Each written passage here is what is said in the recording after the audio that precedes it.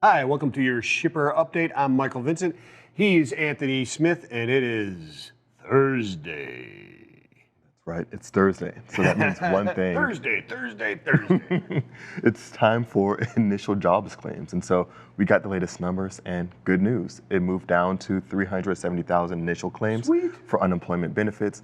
This number, again, not anything that's, record breaking or strange for pre-COVID times.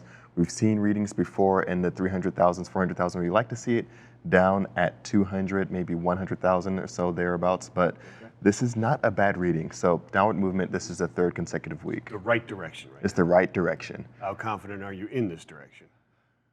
I'm feeling more confident with this in addition to the unemployment numbers that we got just last week as well. Okay. So looking at multiple reports showing good signs is really kind of a step in the right direction, and it's kind of reassuring for me.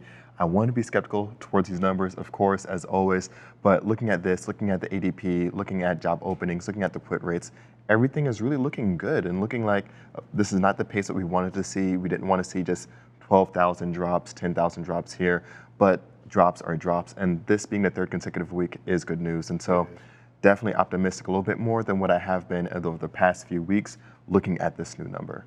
Okay, I'm going to upgrade your mood to cautiously optimistic. Cautiously optimistic is good. I like it. Because the caution definitely has to come in, definitely with, of course, you see on the headlines, Delta variant.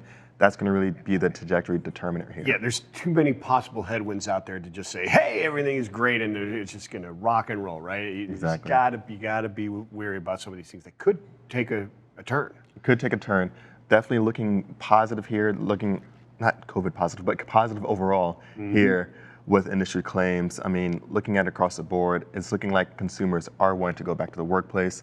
There is still, I'm sure, some resistance as those unemployment extended benefits are until September. So there is some resistance there, I'm sure. But as for the most part across the country, state by state, it's going to be different. California is going to look different than New York. We always talk about Florida going to look different than everything looks different. Everything looks Connecticut, different. definitely. Would going back to schools opening up, I mean, a lot of people now actually can enter the workforce again, right? That's got to have some effect on it, I would think. Definitely, and so I think there's going to be a lot of seasonal jobs, of course, towards the end of the year when we get into the Christmas and holiday season, things like that. That's going to kind of help with some employment numbers, but especially during that time frame when those extended benefits at the federal level are going to completely end during that September time frame. So looking at November, December, that's going to really be telling for what's going to happen with initial claims, because a lot of people who have been kind of afloat on these initial claims, on these bonus benefits that have been extended, are no longer going to have that security blanket. So I think right now we're looking at it that the consumers are in a good place. They're looking to get back into the workplace. They're just looking for the right opportunity. And so I think that's going to be the big thing. Looking for the adequate pay, for the adequate work that they're going to be doing, and making sure that they're kind of getting back in that workplace. For shippers, of course, this is going to come in forms of people buying their stuff first and foremost, but also looking at getting more people in office or in or the factories or in those warehouses to actually produce the stuff to make sure that they can actually get it out.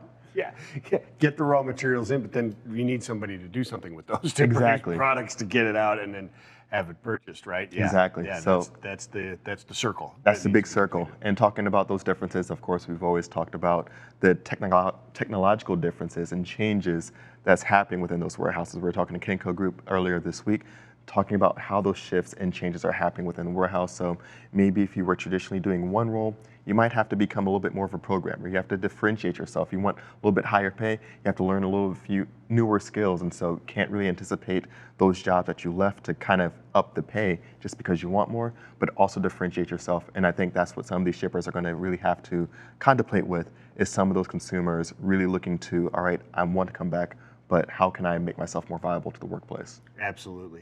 Good points. And we'll catch up with you a little bit later in the show again. Thank you so much, Anthony.